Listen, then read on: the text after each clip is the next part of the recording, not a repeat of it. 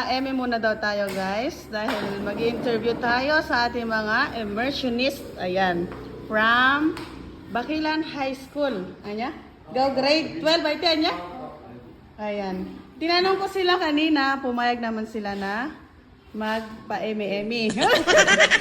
So that mo na guys, for the content, syempre, kailangan na experiences, di ba? I mean, maano mo yun o panitanam, di ba? Yeah, anti ka na maka-field, di ba? Nandito na kayo sa loob ng classroom, sa labas, di ba?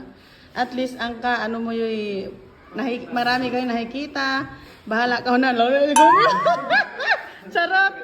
Negative, positive, buhay hato'y challenges, di ba? Hati ang ka-challenge ka o, di ba? Ay, nakit mo ito reality, anti doha lalo in room, di ba? Siyempre may mailgo, may halikol. Pero ano niya, tinararamdaman mo yun siyempre at the same time. Ready na kayo? Okay, yes ma'am. Ayan. Kung kami pakit yan, mga interview tayo, ang pagtago talaga, Kiyomi, ay gantay tani, Kiyomi, ayan ang ating mga, ipakilala muna natin ang mga immersionist natin galing, Bakilan High School. Alan, edad, tapos, anyay strand mo, o anyay moto mo, simple, hato, game? Pakilakas mo ha, game. Ako po sila yung mananaysay. Yung strand ko po ay gas grade 2. Nag-aaral ko sa Bakilan High School. Ako lang po si Alex, nag-aaral sa Bakilan, grade 12. Diana Hilario po, grade 12 student ng Bakilan Central West High School. Gas 12. Siyempre, pwede makapang mutya, kaya ganda makapiras mo di. Okay, alis ka muna dyan. O next, asan ka na? Hindi na, diretso, walang edit to. Magaling naman kayo eh. Siyempre. Sige. Ay, di ka rin nyo. Ngayon naman guys, kayo ang aking mga artista sa ating vlog. Ayan ang mga artista natin. Next, hali. Ayan, di niya na kaya magsalita guys. Na-overwhelmed siya, grabe. Si Kiyomi Carino, ayan, grade 12. Ano mo? Gas, lumiyab kayo na amang bahan. Ayan ang kanyang strand gas, ayan. Moto, ayan moto. Aga kail go, ayan ang moto. Next. Kaya Lebron po, wala po sa Bakilan Central High School. Wala po sa gas grade 12 gratitude. Ako po si Alex, nagdilak po sa igaling sa BRHS. Ang strand ko po ay gas 12 gratitude. Ayan, thank you, ayan. So, nakilala nyo na yung mga ating artista for today's video. So, question number 1. Kanamakay. Number 1. Nakailang days na kayo? 9 po. Oh, 9 days. Oh, anong nararamdaman sa 9 days na yon? Andali lang. Excited? Siyempre, isa-isa ulit. Tapos, bakit niya sinabing masaya? Siyempre, may paliwanag, di ba? O, sinong mauna? Sir Lucky. Sige. Wait lang. Excited na yun. Masaya talaga. Okay, masaya. Bakit naman masaya, Lucky? Dali. Go! Baka iyak pa yan. Wow! Bakit masaya? Minsan lang may experience yung ganito. Yung experiences. Di ba? Kasi iba talaga yung experiences pag nasa field ka na, di ba? Pag andito ka na. Nakikita yung realidad. Yung anyaet. Sambalog tamo yun ay. Next, Alex. Masaya din. Bawal ang copy-paste ha? Charot. Masaya din. Bakit? Dahil po napatapos sa buhay ng work-waste mo lang. Masaya din po, ma'am. Bakit? Dahil po, masaya. Kasama rin ng work-waste namin. Masaya. Ang experiences din. Ang pag-work immersion dito. Meron pang karagdagan? Okay, next. Kiyomi. Naghalong emotion na masaya at nakakalungkot. Bakit naman, Kiyomi? Ipaliwanag mo ba in? Dalawa. Bakit dalawa? Masaya at malungkot. Go! Maligaya kasi ano. Oh, Jana, magaling mag-ilgay. Ano ma'am, masaya ma'am na may pagka-excited. Kasi ma'am, nakikita ko pagpasok ma'am, didiretso ko ma'am sa kinder, nakikita ko ma'am yung mga bata na makukulit ma'am, mga cute. Tapos may ano ko ma'am, nakukuha ang experience ko para ma'am sa kukunin kong course ko ng college po sa BSED po. Sa for kinder po. Wow, o di ba? Ibig sabihin nakakuha ka ng gut or ng ideas, di ba? Nakakakuha. Oo, pagdating ng panahon, kapag OJT mo na, Kung ano, meron ka ng mga techniques, strategies, ayan. Galing naman ni Jana. Yun lang, wala na. Masaya po siya na ay malungkot dahil malapit na matapos at pero masaya naman po at experience ko pong magturo sa bata, kasabay din doon po na experience kung paano makihalubilo doon sa maliliit na bata dahil yung una ko lang po naturuan yung kapatid ko, tapos nakatulong din po ito para makapag-decide ako kung anong kukunin ko talaga. Yun din po. Dahil din po sa experience. Oo, wow, ang galing naman, di ba? Dahil sa immersion nyo, may mga natutunan kayo, di ba? May mga ideas kayong bagong natutunan. Next, Adin. Challenges mo. Wow, ang ka-challenge ka kasi Yung mga bata mo, kulit. Tapos mo, ang kakit ni future mo, ya manaad kan away o ulit anak anya. karoon mo yung experience, karanasan. Tapos pagdating mo yung panahon mo, makapag-aaral mo na. Oo, ito lang. Dahil sa mga ganitong program ng school nyo, di ba? Meron na kayong mga ideas. Ibig sabihin, nakikita nyo na kung ano yung pwede nyo gawin, di ba? Pagdating ng panahon, di ba? Ang galing ng program ng BRHS, di ba? Ang galing yung may mga anong tawag ba dito sa inyo? Immersion na rin, no? Di ba dahil doon?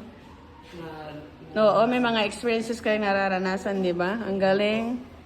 O, isang palakpak naman sa school ninyo. Ang galing palakpak ba talaga? Ayaw participation. Next question. Okay. Paano ko tatanungin pala yung gusto nyong kunin na idea dito sa school na gusto nyong gawin pagdating ng panahon, di ba? Yung sabi nyo yung may natutunan kayo. Ano yung mga natutunan ninyo? Ano yung mga bagay na yon? Oh, shit. Pagtitiis. Okay, wait lang.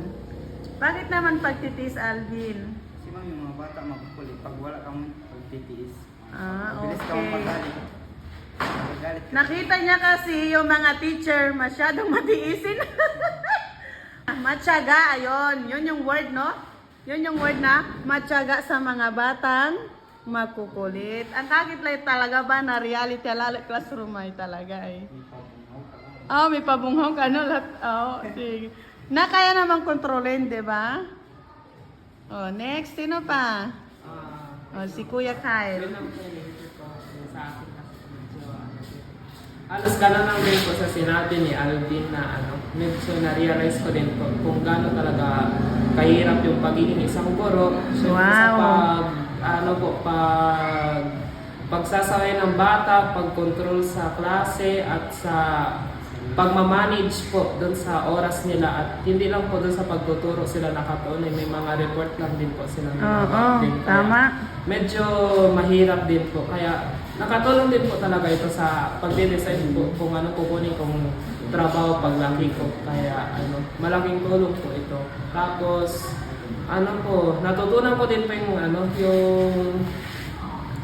yung sa ibang bata po na meron talaga pong marunong at medyo nahuli pero talagang matututo pa rin po sila. At nakita ko din po doon sa yung ibang bata mabilis po sila mag-improve, tapos yung pakiramdam ko ng pag nagtuturo kayo tapos natututo yung tinuturuan nyo po, nakaka-proud. Ganon. Yun po pala yung pakiramdam din bilang isang guro. Ganon. Nakikita yung estudyante na natututo, kaya nakaka-proud din po. So, ayan, Lebron, thank you, ha. 'Di ba? Alam nyo guys, ito guys, sama ka mo. Ayan, nakaka-proud at saka nakaka-touch naman yung sinabi ni Lebron, 'di ba? Kasi, mas kanya tagay ulitin anak, ang pagtiyaga talaga yung maestra niya. Opo. Yeah, 'di ba? Yung teacher nga daw yung pinaka-noblest profession, 'di ba? Opo. Yeah. 'Di ba? Walang doktor, walang engineer, 'di ba? Walang abogado, mayor, gobernador no ayin. 'Di ba? Kaya foundation talaga ng education ay teacher, kali. 'Di ba? Hiya talaga yung nagmulat-mulat, 'di ba? Ihipon mo 'yo. Kaya talaga yung teacher ay itagayat para sarili. Ay teacher talaga ay hero. Next. Ma'am, parang karoon din mo sa sinabi nila kailangan po ng mahaba talagang pasensya lalo naman sa mga bata mga kulit po. Tsaka ma'am, yung iba din po yung sa mga, hindi naman ma'am totalisir na yung iba ma'am marunong magbasa, yung iba ma'am hindi po ma'am masyado, kailangan po ma'am talagang pakapokosan. Yun po ma'am. Pero talaga elementary, puro pabaha. Awo. May bapali sila no read no pass lawan. Oh, ayan. Taman pag high school, kailangan ang pakabaha kali. With comprehension, siyempre. Yumi? Yun na rin. Ayaw mo ma-expose sa bakilan, malumboy? Oh, challenges. Boy, ano yung natutunan? Alex. Amot na ilgo? Oh, sige mamaya. Eh, di ba ka-challenge siya ka, no? Oh. Si Alvin. Alex! Ay, Lucky! Kuya Lucky! O sige, challenges mo, Kuya Lucky. Ano yung natutunan mo? Ay niya, sa palagay mo. Kailangan matutunan naman yung mga alphabets. Tsaka mga tulong. Kitang tulong. Ano ito natutunan mo? Tapos, kasi guys, hintay man tila di kong ko kaganawan. And eman ang kumahilang gawon. Ung nay minutes kay ni nag sounds nin alphabet. Eman ang ko nin 30 minutes bihamurong ya ka kinder ko. Mama bahila. Kaya yun, gusto ko rin magpasalamat sa inyong lahat. Nung nay alo ito, di ba? Naka nito basta mihay alo antila di kong kaganawan. Nagpabahila ha kinder, may na sounds, may ha hapantig boy ha sentence, di ba? Ayan, thank you mga grade 12. O, anya, at last, Gas po. Gas grade 12 gratitude po. Okay, thank you. Tas, anya yung last message mo yun? Ah, Si Kuya Kylo. Last message. si Alvin muna po. Si Alvin. Boy, hati labay, kumalang nga hati, pangarap mo yun, ay, di ba?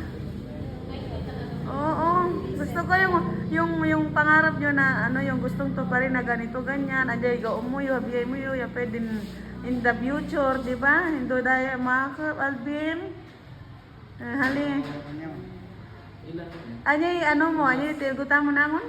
Last message. May ikaw labay pasalamatan, tumatuntaw mo yo. Thank you sa mga teacher ko. Tapos lalo kay Ma'am Evelyn. Ma'am? Evelyn. Ano yung ngalan? Ma'am Evelyn Esperanza. Bani na, teacher mo yun. Advisor mo yun. Ma'am Edlin So, Esperanza. Ayan, shout out daw po. Kay Ma'am Edlin Esperanza. Thank you daw po sabi ng mga estudyante yun dito sa nag-immersion dito sa BRS 2. Anya, ay nana, tampang muna ng ay nana. Kuya Kyle. thank you po sa pagtanggap po sa amin bilang sa aming work immersion po, sa pagtuturo po sa amin sa mga gagawin dito sa sa field na ito po. Tapos salamat po sa mga naituro at malaking pasasalamat po dun sa dito po sa BRS2 sa mga teachers, kay Ma'am Roslyn po, kay Ma'am Rosel at sa iba pa pong teachers na tumulong po sa amin Thank you po kasi ma'am nakapag-immersion po kami dito. Nagkaroon din po ng idea para din ma'am sa kukunin po yung course. Tapos nagpapasalamat din ma'am ako sa inyo.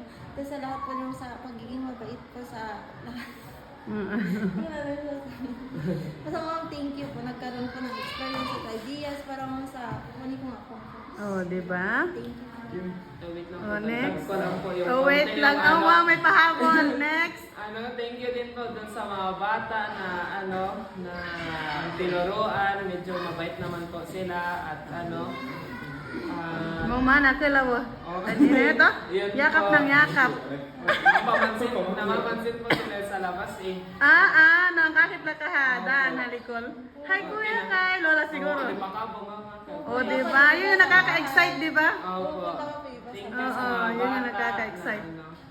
na sumama doon sa pag-work immersion namin. Yun lang po. Di ba? Mag-aral Ang kayo sarap ng mabuti. feeling, di ba? Ang sarap ng feeling. Kahit mga sobrang kukulit nila, mga kasasaya nila kasama. Tapos ang sweet din nila mga iba mo talaga. Kiko ako po din ma. Ay, may figure. Hindi ako makita si ate. O, di ba? First time ito eh. Magbasa ka muna. Si Jana nga, may ang panakakunik kinder eh. Bigyan mo Oh, next, sana hot talaga kailangan mag-ilgo. Last message. Nali, last message eh. Ako mong kailang Ay, lang pang kaili. Okay. Thank you din po, ma'am. Din po, ma'am, kayo ng thank you din po sa inyo, ma'am. Dahil tinanggap niyo din po kami. Okay, you're welcome. Oh, next. Last message. Nagkakaroon ako sa kay Ma'am Idin po at sa inyo po dahil nakakawang idea. At shoutout pa sa mga batang Star G. Yan, ayan na may shoutout sa batang Stardy. Ay hatoy, ang pag-Stardy niya. Abit lang kinder ang pag-Stardy lang. Grabe. Mga Grade nagbigay ng 3. aliw. Oh, ay, ata kaya rin. Anya, Batang Star G at sa mga po. Mga batang mabait po. batang mabait. Oh, okay na? Oh, next. Last message. Wala sa lahat. Ito, pasalamat ako sa lahat ng teacher. Lalo po sa inyo, ma'am. Yes, thank you. Pero, Pagka, pero kaming lahat po, nagpapasalamat po kami din kay Ma'am Gretchen sa aming principal po at sa pag-accept po sa amin dito sa aming work immersion. Kay Ma'am Deloso po. Maraming salamat po, Bakilan Settlement School 2! ayan, thank you. Oh, ayan.